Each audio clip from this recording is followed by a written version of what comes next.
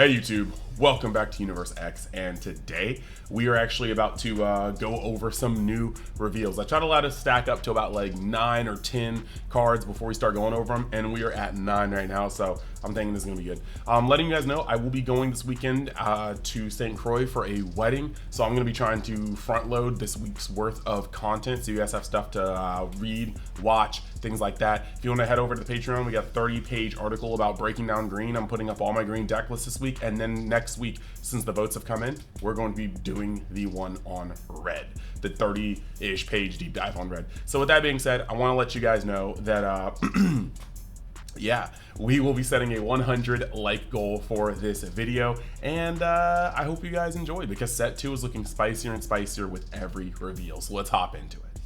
All right, so first on the list, we've got Blue Power Awakening. Now, this is a card that I have been very much so high on the moment I saw it. So it's a 2-cost extra card, and it says activate main, choose up to one of your opponent's rest mode battle cards, the cost of 6 or more, and KO it.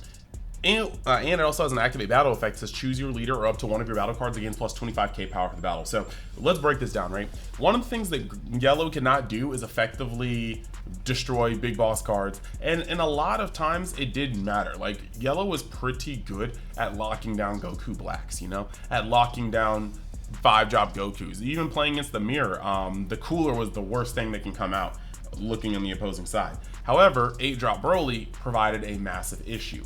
If they got to 8-drop Broly by the time you got to 5 energy, you had to realize that if they are playing correctly and didn't swing the second time with Broly, there is nothing you can do. You can play your Frieza, but your Frieza is probably going to get popped by a second Broly, or it's going to get swung on. There's a lot of bad parts about that. However, on the opposing side, I've said in my videos, I said in my articles, if you're playing green, you're playing optimally, unless you have no other choice, or you're weighing the ability, it's game because of these swings, or you're weighing the ability for them to have 1-drop Frieza and 5-drop Golden Frieza going into a turn 6 with 6 energy.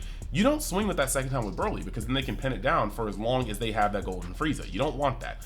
But this card is going to allow you to have outs. If that Broly is ever turned sideways, or androids, or 6-drop Gohan, or this new 6-drop Gohan from this set, or the inevitable 8-cost or higher Cell, or the inevitable other 6-drop or higher green cards that are going to come out, you have this guy to be able to destroy it. This is great to be able to just to blow up androids and then deal with whatever else they have on the board. And even if their Broly is untapped, you can always play 1-drop Golden Frieza and then tap 2 for this to destroy it. So this is just an excellent option for yellow to actually go in and remove some threats that it never could touch before. Following that, you got the activate battle, which goes up by 25k for 2, and while it's no gigantic meteor, it's still pretty good. That's a lot of combo power just for 1 card in hand, and Vegeta's always going to allow you to have the open energy to use this card. And even if you are in a matchup that doesn't force you to use this card, you like you're not facing green, so they just don't have that many 6-drops or higher, you know. So, but you can always use this card to just push game. You could have a Golden Frieza that survived a turn, and then you push with it and you tap 4 for double Blue Power Awakening, putting up to base 85k before you dump the rest of your hand. This card will do great things for yellow, mark my words, and I am just happy to see it in the game. Now, this is the only downside to this card, is that unfortunately it's an uncommon. I really wish this was a rare, because the blue sheen on here would have gone so hard in the parts where you just see they're blank blue. But I digress. We're getting an Altart at some point. It's probably on the screen right now. It is on the screen right now, and I don't know how we're going to acquire that, because a lot of the Japanese events have just different ways of handing these things out, and then we get them rolled into events or regionals or things like that. So we will see. Now, moving on to the next one, we essentially just have the super combos, and most of these aren't noteworthy. The reason why they're not noteworthy is that so far we don't have a turn on a power searcher, but that could change. So it's not like Ribrianne is being searched out, because Maiden Squadron and Universe 2 have no support. We have Old Kai, but unless we get a Supreme Kai searcher in this set, once again, we're not going to be able to search this guy out. Like, he doesn't have Patara, and so he only has 1 keyword, and we don't have a searcher for that keyword yet. So this is kind of one of those things where I'm like, okay, but he's just there. I guess he's an extra option. Jocko is an alien, and there is no support for that. So once again, we just don't have any. They're just extra super combos for some sort of sealed viability. But the Android 16 is the good one for me, because at the very minimum, if you do use lab, if they bring out support that makes lab good, then you're going to be able to have a super combo that can be recycled with your lab, and that's already more viability than most super combos actually have. However, if they have more Android support and it somehow interacts with this, that's a dub. So we really just got to see how that works. Moving forward to the next card, this one, there's so much to talk about on this one. This one is great. This is Android 17. He is a 3 cost, 25k, 0 combo power, Android / Universe 7 / tournament power with 2 amazing effects. So he's got the permanent, your leader with Universe 7 and its special traits gets plus 5k power, and then permanent, if your leader is awakened, this card cannot be KO'd by the skills of your opponent's battle cards. So let's talk about the parts of this that make this leader actually, this card actually bomb diggy. One, he is a 3 cost 25k, which means he cannot be cheated out by your Goku, who needs to be able to cheat out a Tournament of Power battle card with 20,000 power or less, but he can be cheated out by the SR Kefla. SR Kefla just requires you to play a 3 cost Tournament of Power. So, when you use Kefla, you can play Kefla, discard a card from your hand and tap 1, play Kefla. Kefla draws you a card, is automatically 25 once it hits the board, and then it can play a 3 cost, which could be this card, which comes out as a 25k, giving your leader 5k. This makes it so that if you decide to swing with this Android 17, you are swinging with 3 25ks on that turn, making your awakening turn probably just a destructive, vicious turn of pressure. This is just really, really crazy. The other thing I was talking about is, like, on a high roll, 3 Roshis seen within the first 2 turns will actually just break, I think, Red's game for that game.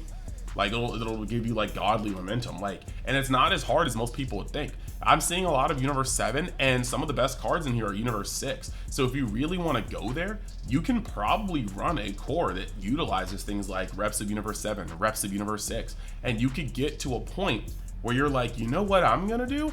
I open up double Roshi going second, so I'm gonna Roshi, burn the marker, Roshi, activate effect. Oh, I'm gonna pop this Universe Reps Universe 7. Oh, is that a 3rd Roshi? Cool. Activate the 2nd Roshi. Pop Universe 6. Is that a Kefla? Cool. And you can also pick up whatever you don't need. Like, you can pick up this Android 17. You can pick up the like, there's so much you can do. And when you're able to, on turn 2, awaken in these situations and then just play a Kefla and an Android 17, what's your opponent doing on their turn 3 to get rid of 2 25ks? And your leader's base 25. And what if you can follow this up again? What if you might have the Roshi still on the board to combo? What happens if you follow it up again? And on turn 3, you just tap 1, discard 1, Kefla 17. You now have a 30k leader and 4 25k swings. Red may be a valid force. Not just a good deck as it is right now. Not just one of the better decks as it is right now, but a valid threat. So yeah, this card is amazing. Now moving on to its, if your leader is awakened, this card can be killed by the skills of your opponent's battle cards. This is great because mostly it affects green and then red. When we go around to it, it doesn't really affect blue. Blue will bounce or bottom deck your stuff. It'll either bounce or tuck your stuff. And so there is no way for you to really get around that. Blue will just have its way with your 17. Now, yellow is a little different. If you want to use Death Rattle or Death Beam, Golden Emperor's Death Beam, that could be a thing, and that will get around this because it's an extra card. Awakening the Blue doesn't touch this card, but most of yellow just doesn't. Yellow doesn't have a lot of destruction, so that's just it. But when it comes to red, that's where you start getting, you know, a little iffy because red can minus it to 0 and it's gone, right, due to game mechanic. But what red cannot do is if you minus it to 10, you can't pop it with the promo Goku that swings and pops a 10 because that's popping. That's KOing the effect. You can't do anything like, you can't Beerus it because Beerus pops by effect. And what you also can't do is if you minus it by 5, you cannot play SR Goku, the 3-drop, to pop it as well because that's popping through effect. Now what you can do is minus it with hit and then play 5-drop Goku and then minus it 20k more because that's game mechanics. What you can also do is God Kamehameha or time skip it because those are removing it via extra card, or you could use Awakening the Super Saiyan to just remove it flat out. So there's lots of ways for red to get around this, but there's some ways that red might normally be comfortable getting around it that it cannot. And then you have green, and green is the color this protects most against.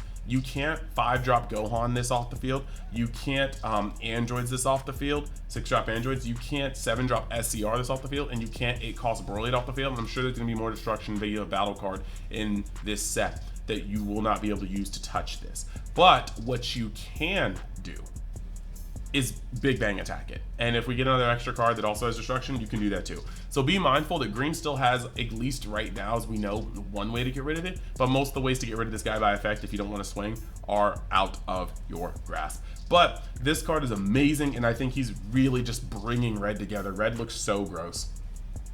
Next, we have Zamasu Fuse. And I think this card is actually pretty cool. So this is another SR that we just got. 25k attack, 4 cost, which is pretty good stats. 5k combo power. And then when attacking, if you have 7 or fewer cards in your hand, draw 1 card. And then when KO'd, play this card from your drop in rest mode. Then you can't play Zamasu Fuse for the turn. This is awesome because this guy has some built-in synergy. You just know the first time your opponent tries to KO this card, it's just not gonna work. And that's a beautiful thing. They have to swing at this thing for 25 just to get it to the point where it can be removed. Or they have to burn some removal just for it to be removed. Now, if that removal bottom decks it or bounces it to hand or minuses it, that's a whole nother thing. That's a whole nother thing. If it gets bounced, tucked, or minused, it's gone.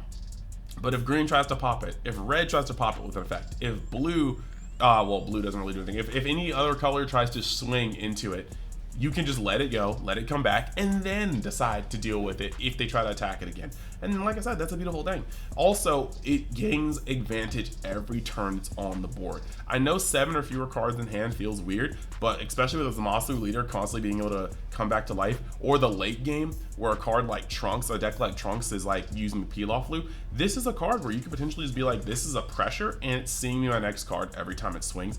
This is what's up. And then just the way that blue works, if you have the big brain and the resource management, you have those turns where you literally have 7 cards in hand. You swing with a Zamasu and you draw a card, you combo a card. You swing with another Zamasu, you draw a card, you combo a card. You swing with your lead. Like there's a lot of potential with this card. We still need to see more from blue, but I think this card has a lot of potential.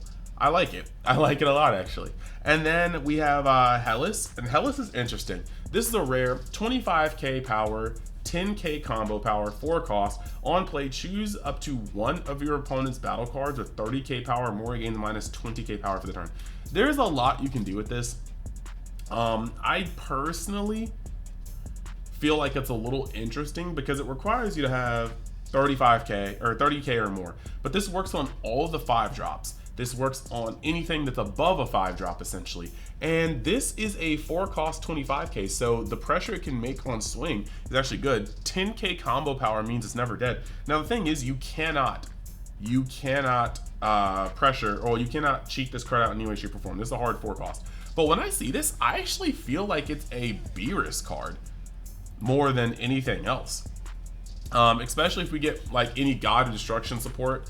Any more God, like if we get God Destruction support, this card could really just be something special. But the way I see it, I like this card in Beerus. You play it on your opponent's boss card as an answer to it. You're under curve because their boss card costs 4 or 5 or more. You just played 4. You minus it by 20k, then you use your leader effect to minus it by 10k. Minus 30k will pretty much put anything within range to get killed if it's swung on by Helis herself. So this is really cool, and her being able to stay back and, you know, just chill with this, that's great too. 25k isn't the most reliable for not being destroyed, but her cost of 4 keeps her away from quite a few effects. Now 5-drop Gohan will be able to be destroy this, and Broly will destroy this, but if this is the best card on your field for Broly to pick, then you're already kind of in a weird position anyway. I'm just saying, this card is interesting. I want to see more of the set and future cards before I can decide whether or not I love this, but I think it's interesting. And then the last card we have on our docket today is this Master Roshi blocker. He's a 5k blocker, 3 cost, 10,000 combo power. He's also got a permanent that says if this card's in rest mode, this card gains plus 20k power, which means not only is there going to be some synergy, I believe, with I want to say with Bulma. No, I might be tripping. I'm gonna be tripping on that. The thing is here, when he blocks, he goes up to 25k instantly. The thing I don't like is that because he's a base 5K, there's not a lot of room for him to operate against red. Red will remove him before he ever gets a chance to block. So I'm not going to say this is bad card design, but this isn't exactly great card design. Yellow already has some weaknesses to red, even though red and yellow can go pretty neck and neck, and I think yellow is currently in set 1 favored. Red has a lot of interactions against yellow that yellow doesn't normally have to deal with. You know, untapping your cards to keep them out of harm's way and then just having them negged to 0 sucks. But this card can get destroyed by hit. Both Whises, like Goku from the celebrations, will turn sideways and instantly blow this guy up. There's a lot of cards that just, unfortunately, just don't actually allow this card to ever see that 25 power base. So that's just super rough. Now, that being said, all the cards are done for this. I hope you guys enjoyed the breakdown. I do want to say that I do have my sponsors here. You got your Mystic TCG, and you can go down to the description and use the code UNIXTCG in order to get discounts off of any of your TCG needs. But you also, if you live in Canada, I have G3, which also will be able to give you your TCG needs above the border. So no matter where you are in these two regions, I got you covered with the codes in the description. And then the last thing I want to get at would be to not only just let you guys know that we're doing plenty of cool things on the Patreon. We're coming out with articles, I'm dropping deck lists, but I also wanted to give a special shout out to the Realm of Xers, the Big Daddy Flapjacks, the Burars, the Bryce, the Bryces, the Kevins, the Mr. Top Decks. Thank you guys for giving the biggest level of support, and I cannot wait to keep giving you guys more and more content you can sink your teeth into. So with that being said, I'd like to see you guys later in the next video, the next article, the next post, and yeah, we're just gonna keep pumping out the content. Thanks. Later.